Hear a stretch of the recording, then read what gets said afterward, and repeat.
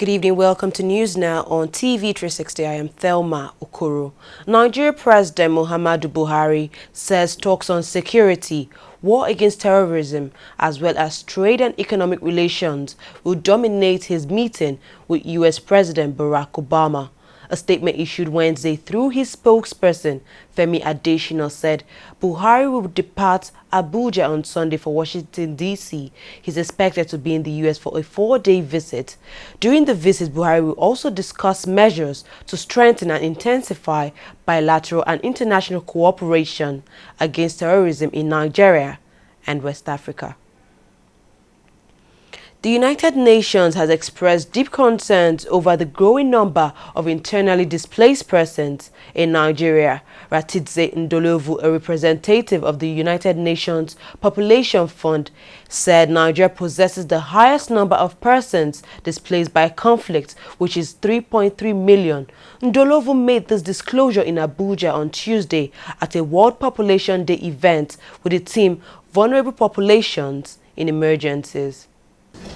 Most of us here, if we need reproductive health services, most of us women here, or even men, if we need any service, health service, we can get it as and when we need it. But if you imagine a pregnant survivor of insurgency, or a woman who is languishing somewhere in an IDP camp or in a host community,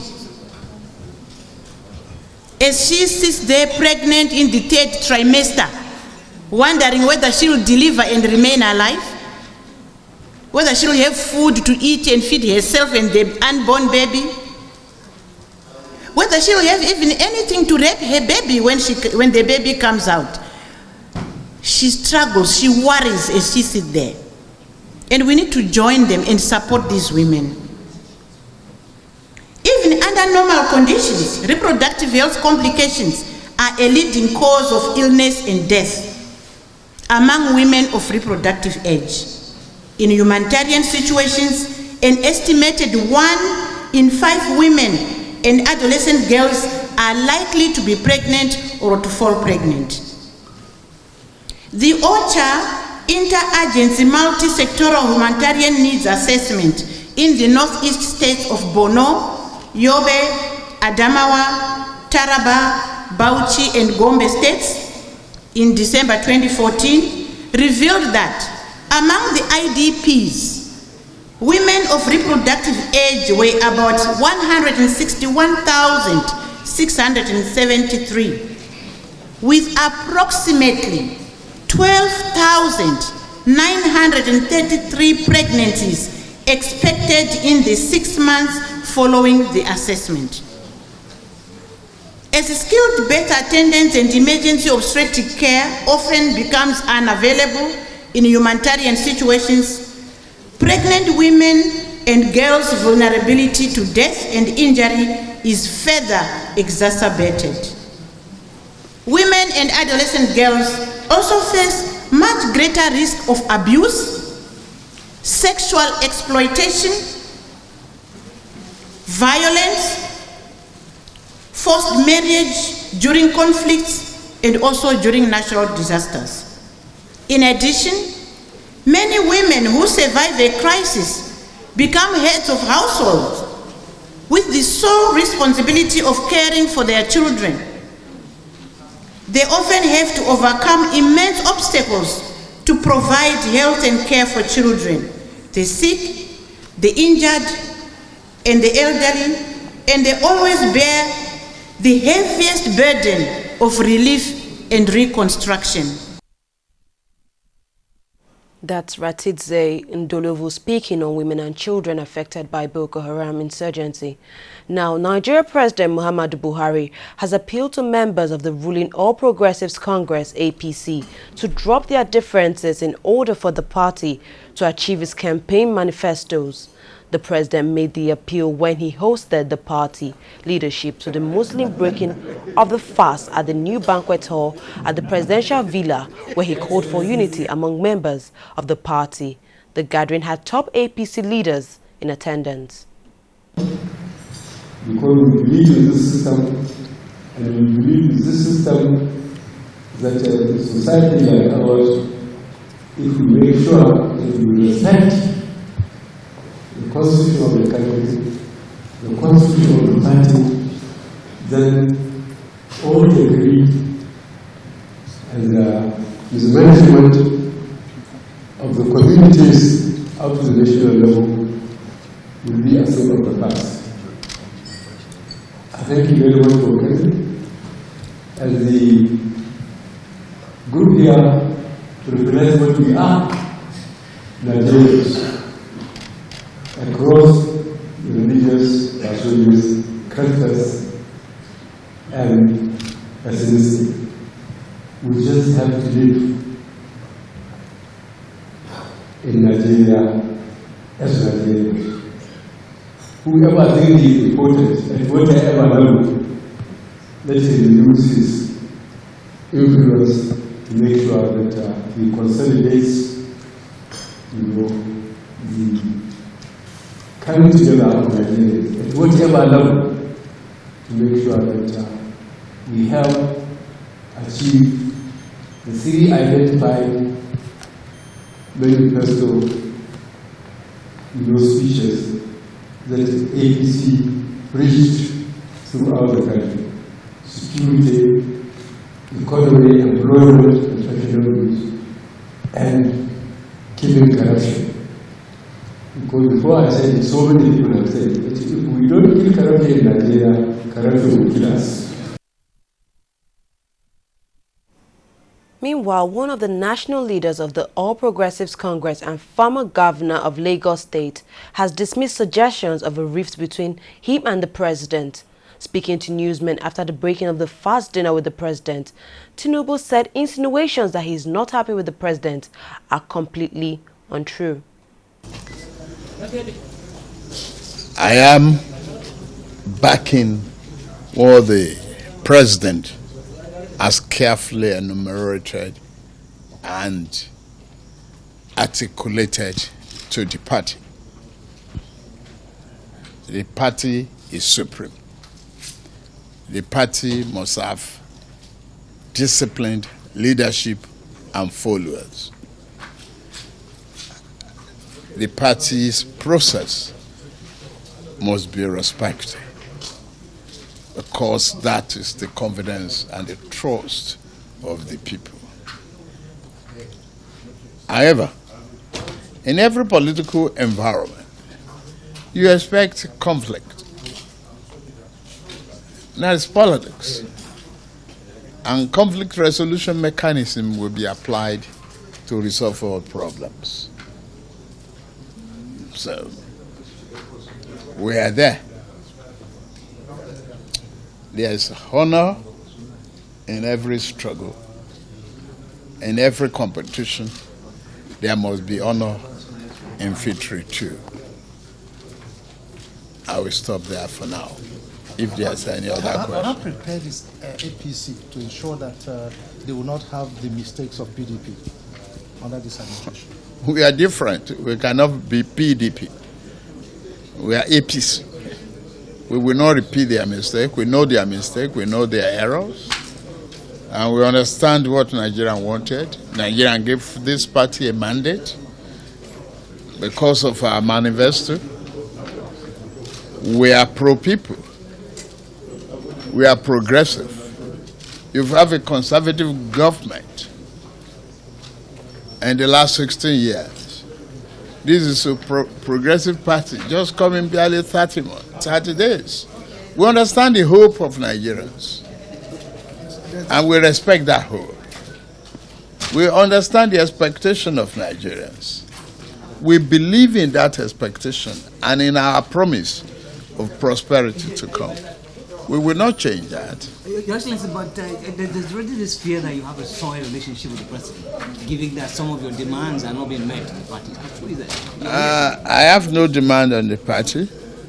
If you understand what party politics is all about, and leadership is all about, it's about loyalty and commitment to the values that leadership believes in. I believe in what president believes. I respect him and I stand firmly loyal to its cause. So you can go to any length of speculations that you might want. I've not responded to all of that because I understand the president and the president understands me clearly. Former governor of Jigawa State, Sule Lamido, has been granted bail. A federal high court in Abuja on Tuesday granted Lamido bail alongside his two sons. All three are facing money laundering charges brought against them by the Economic and Financial Crimes Commission. They were arraigned last week in Kano and were later remanded pending their bail application hearing on September 28. However, this changed after they were transferred to Kuje prison in Abuja and had another judge assigned to consider their bail application. Workers in Osun State have resumed an industrial action they suspended on Monday as directed by their leadership. The civil servants say the action is to push for full implementation of an agreement reached with the government. The labor union had on Monday suspended the 6-week strike after signing an agreement with the state government to pay the salary of January and February arrears of workers.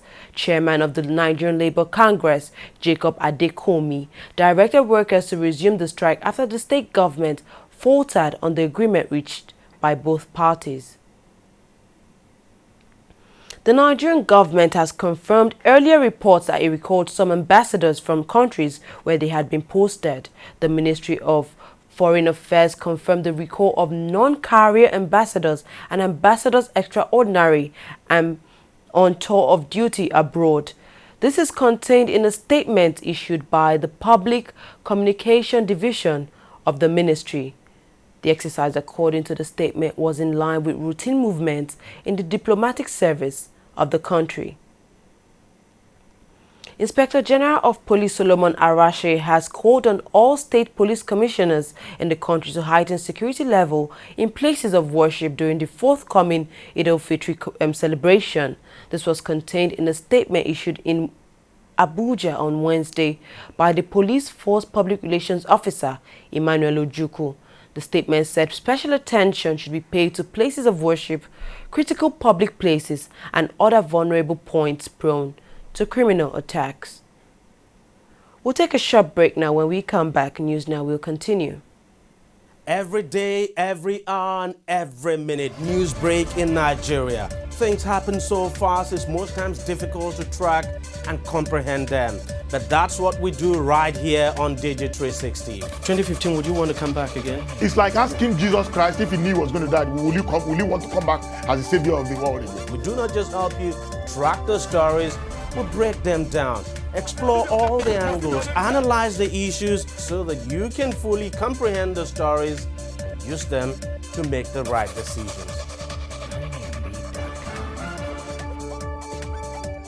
Welcome back to News Now on TV360. To business. Ratings agency Standard & Poor's Wednesday said Nigeria will have to devalue its currency at some stage, possibly by more than 15%. Ravi Bhatia, director of sovereign ratings at Standard & Poor's, stated that the adjustments may likely be gradual.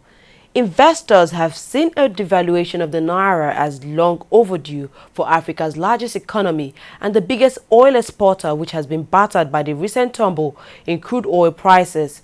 On Wednesday, the naira hit another record low of 242 against the dollar on the parallel market. The naira has been hitting record lows on the parallel market since the Central Bank of Nigeria's latest measures were introduced over 3 weeks ago. Oil prices fell on Wednesday as investors digested the likely impact of increasing Iranian fuel exports at a time of heavy oversupply. On Wednesday, Brent crude oil was down 50 cents at 58.01 naira a barrel. Most analysts agree that first Iranian oil exports could enter the global market in early 2016, but their estimated additional volumes vary between $300,000 and $700,000 per barrel. Liberia has confirmed a new case of the deadly Ebola virus days after it resurfaced in the country once ravaged by the disease. Health authorities confirmed the death of a woman who died in a hospital in Monrovia shortly after being admitted. The victim, Kabe Koli, lived near the capital, Monrovia.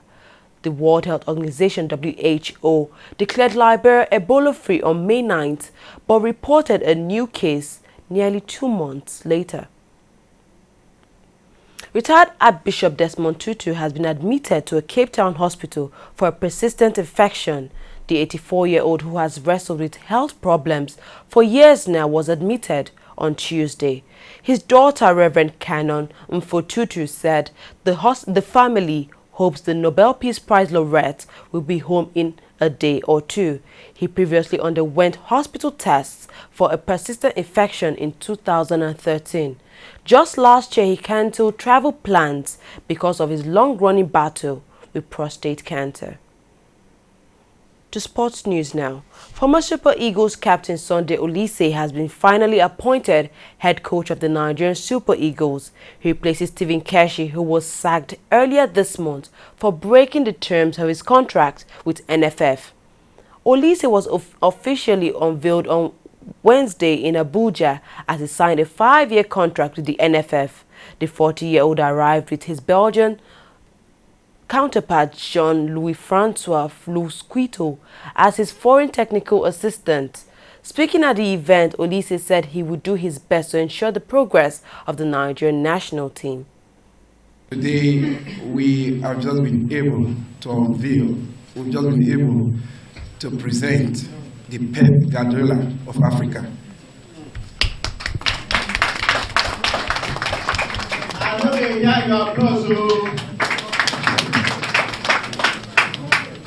We are very excited because we know as a federation that Mr. Sunday Oliseh will deliver. The federation has been working as a team, and I can tell you that not until 5 a.m. this morning we went to bed, and I believe after meeting with Sunday Oliseh yesterday, members of the technical committee and also members of the executive committee did not have any choice but to do what we are doing right now.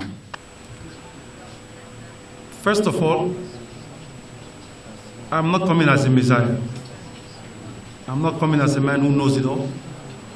I'm not coming as someone who can singularly, alone, just turn Nigeria into Germany. But I'm coming as a man who has come to serve his country and ready to give 150% if needed. And I think I owe it to you to explain to you why my assistants are who they are. When we had to bring in an expatriate to serve Nigeria, one of the things I told the Honorable President was that I will not be a party of us employing an expatriate, one, who's going to come and have an attitude better than thou in here. We need an expatriate who's ready to work, an expatriate who's hungry for victory, and an expatriate who knows Africa, who doesn't need time to acclimatize. And in fact, Salisu, we need him desperately because of the fact that we need somebody who knows the league in and out. Because our aim is also to work with local players and also the mentality of Nigeria. Aloyago, we need him because when we're talking of calmness and somebody who can channel the goalkeepers and also give tactical advices and technical advices to the coaches, he's also one of it. And that's why we are what we are. The state we are now in Nigeria, I think we are all not very happy with it, the state as it is. But I must be blatantly honest with you. I am among my fellow countrymen, so let's call a spade a spade. Gone are the days when we had individual players that could win matches for us out of their own individual efforts. And that's what we had during my generation. And the way life is this, if you don't have great players, you need a technical coaching crew, and you need a great national federation to compensate for what you don't have as regards these great players. But we have potential. So let's not say we don't have potential. We have potential to be the best in the world. That is what I honestly believe, and that's what my coaching crew also believe. Meanwhile, the new Super Eagles coach has been shedding some light on how his team would play. Here's what he has been saying. We have mapped out, look, based on the players we have. Like as I alluded to earlier, that we cannot expect us to have a playing style whereby it is individual player related, because we don't have those players related like this. So for that reason, we have to have a team style of play. And when I mean a team style of play, that means we have 11 players on the pitch, where every player will not only be told what we expect from him, but will be chosen for that particular position based on certain qualities that he has. For example, I'll share with you, you cannot play in our attacking lineup if speed is not one of your strongest points. So that is something that we are hoping to bring up there. I can't start telling you 4-2-3-1, 4-4-4-1, because look, those are just what we coaches use to deceive people. You know? The reality is that when we get on the pitch of play, what is important is how we animate that formation that we put up. Because I can come out and tell you we're playing 4-5-1, but when we have the ball, the two guys on this point, they push up forward, and it now becomes a 4-3-3 or even a 4-1-2-3. You know, so it's something that it all depends on how it is animated.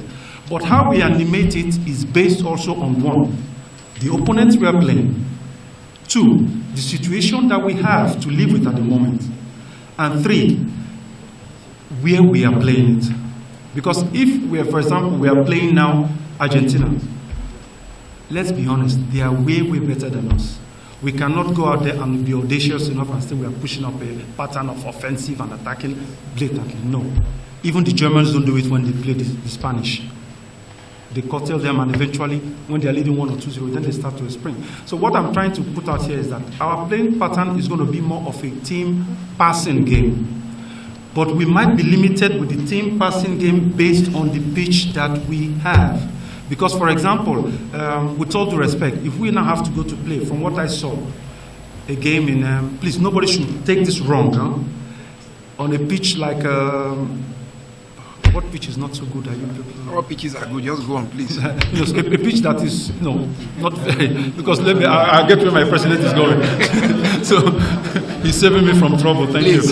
So, on a pitch that is not smooth enough to pass the ball, you can't expect me to ask my defenders to start playing out from the back when the ball is wrong and then we concede the goal and lose. It will be not inexperienced, it will be wrong, and it will be detrimental to us.